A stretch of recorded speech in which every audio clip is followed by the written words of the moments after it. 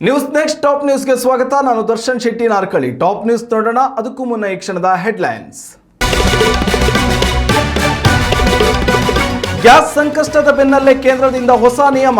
ಹೋಟೆಲ್ಗಳಲ್ಲಿ ಇಂಧನ ರಿಕವರಿ ಶುಲ್ಕ ವಿಧಿಸುವಂತಿಲ್ಲ. ನಿಯಮ ಮೀರಿದ್ರೆ ಭಾರಿ ಮೊತ್ತದ ದಂಡ. ಪೊಲೀಸ್ ನೇಮಕಾತಿ ನಿರೀಕ್ಷೆಯಲ್ಲಿರುವವರಿಗೆ ಭರ್ಜರಿ ಸುದ್ದಿ. ಗರಿಷ್ಠ ವಯೋಮಿತಿಯಲ್ಲಿ 5 ವರ್ಷಗಳ ಸಡಿಲಿಕೆ. ಎಲ್ಲ ಪ್ರವರ್ಗಗಳ ಅಭ್ಯರ್ಥಿಗಳಿಗೆ ಈ ವಿನಾಯಿತಿ ಅನ್ವಯ. ಆರ್ಸಿಬಿ ವಿಜಯೋತ್ಸವ ಕಾಲ್ತುಳಿತ ದುರಂತ ಪ್ರಕರಣ. ಫ್ಯಾನ್ಸ್ ನೆನಪಿಗಾಗಿ ಚಿನ್ನಸ್ವಾಮಿ ಸ್ಟೇಡಿಯಂನಲ್ಲಿ ಸ್ಮಾರಕ ನಿರ್ಮಾಣ. ಯಾವುದೇ ವಿಘ್ನ ಬಾರದಂತೆ ಗಣಪತಿ ಲಕ್ಷ್ಮಿ ಹೋಮ. ಆರ್ಸಿಬಿ ಅಭಿಮಾನಿಗಳಿಗೆ ಗುಡ್ ನ್ಯೂಸ್. ಮಧ್ಯರಾತ್ರಿ 2 ಗಂಟೆಯವರೆಗೆ ಮೆಟ್ರೋ ಸೇವೆ ವಿಸ್ತರಣೆ. ಟ್ರಾಫಿಕ್ ಮತ್ತು ಪಾರ್ಕಿಂಗ್ ನಿಯಮಗಳಲ್ಲಿ ಬದಲಾವಣೆ. ರಾಜ್ಯದಲ್ಲಿ ಇಂದು ಹೆಚ್ಚಲಿದೆ ಬಿಸಿಲ ಬೇಗೆ. ಸೂರ್ಯನ ಶಾಖದೊಂದಿಗೆ ಇರಲಿದೆ ಧಾರಾಕಾರ ಮಳೆ. ಕರಾವಳಿ ಮಲೆನಾಡು ಭಾಗಗಳಲ್ಲಿ ಸಂಜೆ ಬಳಿಕ ವರ್ಷಧಾರೆ. ಮಧ್ಯಪ್ರಾಚ್ಯದಲ್ಲಿ ನಡೆಯುತ್ತಿರುವ ಯುದ್ಧದಿಂದಾಗಿ ಭಾರತದಲ್ಲಿ ವಾಣಿಜ್ಯ ಸಿಲಿಂಡರ್ಗೆ ಅಭಾವ ಉಂಟಾಗಿರುವುದು ಹೊಸ ವಿಚಾರವೇನಲ್ಲ. ಆದರೆ ಇದೇ ಅಭಾವವನ್ನು ಬಂಡವಾಳವಾಗಿಟ್ಟುಕೊಂಡು ಗ್ರಾಹಕರ ಜೇಬು ಸುಡುವ ಯತ್ನ ಮಾಡುವ ಹೋಟೆಲ್ ಹಾಗೂ ರೆಸ್ಟೋರೆಂಟ್ ಮಾಲೀಕರಿಗೆಂದೇ ಕೇಂದ್ರ ಸರ್ಕಾರ ಹೊಸ ನಿಯಮವೊಂದನ್ನು ಜಾರಿಗೆ ತಂದಿದೆ. ಈ ನಿಯಮಾವಳಿಯ ಪ್ರಕಾರ ಗ್ರಾಹಕರಿಗೆ ಹೆಚ್ಚುವರಿ ಶುಲ್ಕ ವಿಧಿಸುವಂತಿಲ್ಲ ಎಂದು ತಾಕೀತು ಮಾಡಲಾಗಿದೆ. ಯಾವುದೇ ಹೋಟೆಲ್ಗಳಲ್ಲಿ ಗ್ರಾಹಕರಿಗೆ ನೀಡುವ ಬಿಲ್ನಲ್ಲಿ ಗ್ಯಾಸ್ ಸರ್ಚಾರ್ಜ್ ಅಥವಾ ಇಂಧನ ರಿಕವರಿ ಶುಲ್ಕ ಎಂಬ ಹೆಸರಿನಲ್ಲಿ ಹೆಚ್ಚುವರಿ ಹಣವನ್ನು ಕೇಳುವಂತಿಲ್ಲ. ಆಹಾರದ ಮೊತ್ತ ಹಾಗೂ GST ಮಾತ್ರವನ್ನೇ ಗ್ರಾಹಕರ ಬಳಿಯಿಂದ ಹೋಟೆಲ್ ಮಾಲೀಕರು ಪಡೆದುಕೊಳ್ಳಬಹುದಾಗಿದೆ. ಗ್ರಾಹಕರಿಗೆ ತಿಳಿಯದಂತೆ ಇಂತಹ ಚಾರ್ಜ್ಗಳನ್ನು ಬಿಲ್ನಲ್ಲಿ ಸೇರಿಸುವುದು ಗ್ರಾಹಕ ಸಂರಕ್ಷಣಾ ಕಾಯ್ದೆಯ ನೇರ ಉಲ್ಲಂಘನೆ ಆಗ್ತದೆ ಎಂದು ಕೇಂದ್ರ ಸರ್ಕಾರ ತಿಳಿಸಿದೆ. ಇದಾದ ಬಳಿಕವೂ ಯಾವುದೇ ಹೋಟೆಲ್ಗಳಲ್ಲಿ ಈ ರೀತಿಯ ಚಾರ್ಜ್ ವಿಧಿಸುತ್ತಿರುವುದು ಗ್ರಾಹಕರ ಗಮನಕ್ಕೆ ಬಂದರೆ ಅದನ್ನು ನೇರವಾಗಿ ಪ್ರಶ್ನಿಸುವ ಹಾಗೂ ಈ ಬಿಲ್ಲನ್ನು ಪಾವತಿ ಮಾಡದೇ ಇರುವ ಅಧಿಕಾರವನ್ನು ಗ್ರಾಹಕರು ಹೊಂದಿರ್ತಾರೆ. ಅಲ್ಲದೆ ಸಹಾಯಕ್ಕಾಗಿ ಗ್ರಾಹಕರು 1915 ಸಹಾಯವಾಣಿ ಸಂಖ್ಯೆಗೆ ಕರೆ ಮಾಡಿ ಹೋಟೆಲ್ ಮಾಲೀಕರ ವಿರುದ್ಧ ದೂರು ಸಲ್ಲಿಸಬಹುದಾಗಿದೆ. ಇದರ ಜೊತೆಯಲ್ಲಿ ಜಿಲ್ಲಾಧಿಕಾರಿಗಳು ಹಾಗೂ CCPA ಅವರಿಗೆ ಇಮೇಲ್ ಮೂಲಕ ಸೂಕ್ತ ದಾಖಲೆಗಳೊಂದಿಗೆ ದೂರು ನೀಡಬಹುದಾಗಿದೆ. ಉತ್ತಮ ಸಂಸ್ಕಾರಯುತ ಶಿಕ್ಷಣದೊಂದಿಗೆ VSS English medium CBSE school Udupi Muddur.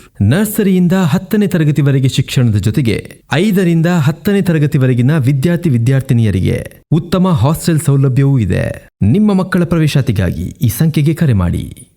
ಕಳೆದ ಕೆಲವು ವರ್ಷಗಳಿಂದ ನೇಮಕಾತಿ ವಿಳಂಬದಿಂದಾಗಿ ವಯೋಮಿತಿ ಹೆಚ್ಚಾಗಿ ಪೊಲೀಸ್ ಹುದ್ದೆ ಪರೀಕ್ಷೆ ಬರೆಯುವ ಅವಕಾಶದಿಂದ ವಂಚಿತರಾಗುತ್ತಿದ್ದ ಅಭ್ಯರ್ಥಿಗಳಿಗೆ ರಾಜ್ಯ ಸರ್ಕಾರ ಭರ್ಜರಿ ಸಿಹಿ ಸುದ್ದಿಯನ್ನು ನೀಡಿದೆ.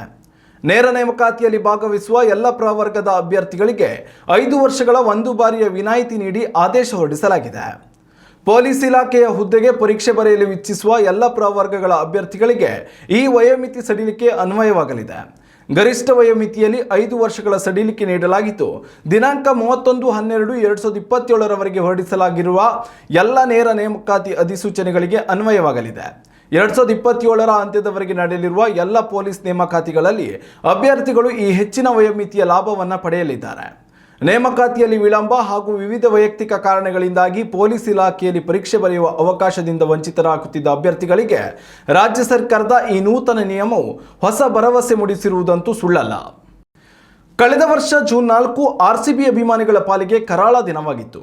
ಮೊದಲ ಬಾರಿಗೆ IPL ಕಪ್ ಗೆದ್ದಿದ್ದ RCB ಆಟಗಾರರು ಬೆಂಗಳೂರಿನಲ್ಲಿ ವಿಜಯೋತ್ಸವ ಸಂಭ್ರಮದಲ್ಲಿ ಭಾಗಿಯಾಗಿದ್ದ ಸಂದರ್ಭದಲ್ಲಿ ಸಂಭವಿಸಿದ ಕಾಲ್ತುಳಿತದಲ್ಲಿ 11 ಮಂದಿ ಅಭಿಮಾನಿಗಳು ಮೃತಪಟ್ಟಿದ್ದರು.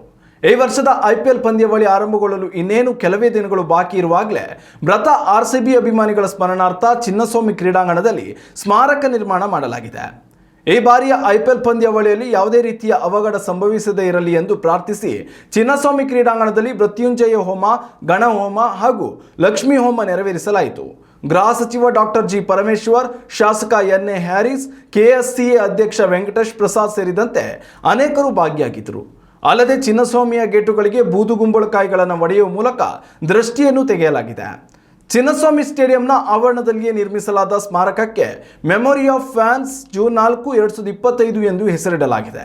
ಇನ್ನು RCB ಈಗಾಗಲೇ ಚಿನ್ನಸ್ವಾಮಿ ಕ್ರೀಡಾಂಗಣದಲ್ಲಿ 11 ಸೀಟುಗಳು ಹಾಗೆಯೇ ಖಾಲಿ ಬಿಡುವುದಾಗಿ ಹೇಳಿದೆ. ಇದೇ ವಿಚಾರವಾಗಿ ಮಾತನಾಡಿದ KSCA ಅಧ್ಯಕ್ಷ ವೆಂಕಟೇಶ್ ಪ್ರಸಾದ್, ಆ ಸೀಟುಗಳನ್ನು ಎಂದಿಗೂ ಮಾರಾಟ ಮಾಡುವುದಿಲ್ಲ ಎಂದಿದ್ದಾರೆ. ಉತ್ತಮ ಸಂಸ್ಕಾರಯುತ ಶಿಕ್ಷಣದೊಂದಿಗೆ ವಿಎಸ್ಎಸ್ ಇಂಗ್ಲಿಷ್ ಮೀಡಿಯಂ ಸಿಬಿಎಸ್ಇ ಸ್ಕೂಲ್ ಉಡುಪಿ ಮುದ್ದೂರ್. ನರ್ಸರಿಯಿಂದ 10ನೇ ತರಗತಿವರೆಗೆ ಶಿಕ್ಷಣದ ಜೊತೆಗೆ 5ರಿಂದ 10ನೇ ತರಗತಿವರೆಗಿನ ವಿದ್ಯಾರ್ಥಿನಿಯರಿಗೆ ಉತ್ತಮ ಹಾಸ್ಟೆಲ್ ಸೌಲಭ್ಯವೂ ಇದೆ. ನಿಮ್ಮ ಮಕ್ಕಳ ಪ್ರವೇಶಾತಿಗಾಗಿ ಈ ಸಂಖ್ಯೆಗೆ ಕರೆ ಮಾಡಿ. ಮಾರ್ಚ್ 28ರಂದು ನಡೆಯಲಿರುವ ಐಪಿಎಲ್ ಉದ್ಘಾಟನಾ ಪಂದ್ಯದ ಟಿಕೆಟ್ ಕೇವಲ 10 ನಿಮಿಷಗಳಲ್ಲೇ ಖಾಲಿಯಾಗಿದೆ. ಆ ಮಟ್ಟಿಗೆ ಉದ್ಘಾಟನಾ ಪಂದ್ಯ ತನ್ನ ಕ್ರೇಜ್ ಹೆಚ್ಚಿಸಿಕೊಳ್ಳುತ್ತಿದೆ.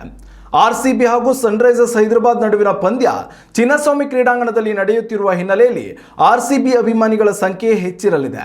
ಈ ಹಿನ್ನೆಲೆಯಲ್ಲಿ ಚಿನ್ನಸ್ವಾಮಿ ಕ್ರೀಡಾಂಗಣದತ್ತ ಆಗಮಿಸುವ ವಾಹನಗಳ ನಿಯಂತ್ರಣ ಹಾಗೂ ಜನದಟ್ಟಣೆ ಮತ್ತು ಸಂಚಾರ ದಟ್ಟಣೆಯನ್ನು ಕಡಿಮೆ ಮಾಡಲು ಬೆಂಗಳೂರು ನಗರ ಪೊಲೀಸರು ಅನೇಕ ಅಗತ್ಯ ಕ್ರಮಗಳನ್ನು ಕೈಗೊಂಡಿದ್ದಾರೆ. ಈ ವೇಳೆ ಬಿಎಂಆರ್ಸಿಎಲ್ ಕೂಡ ಅಭಿಮಾನಿಗಳಿಗೆ ಶುಭ ಸುದ್ದಿ ನೀಡಿದೆ. ಮಾರ್ಚ್ 28ರಂದು ಮೆಟ್ರೋ ಸೇವೆಯು ಮಧ್ಯರಾತ್ರಿ 2 ಗಂಟೆಯವರೆಗೂ ಇರಲಿದೆ ಎಂದು ಬಿಎಂಆರ್ಸಿಎಲ್ ಹೇಳಿದೆ. ಪಂದ್ಯ ವೀಕ್ಷಣೆಯ ಬಳಿಕ ಪ್ರೇಕ್ಷಕರು ಸುಗಮವಾಗಿ ಮನೆ ತಲುಪಬೇಕು ಎಂಬ ಉದ್ದೇಶದೊಂದಿಗೆ ಈ ನಿರ್ಧಾರ ಕೈಗೊಳ್ಳಲಾಗಿದೆ.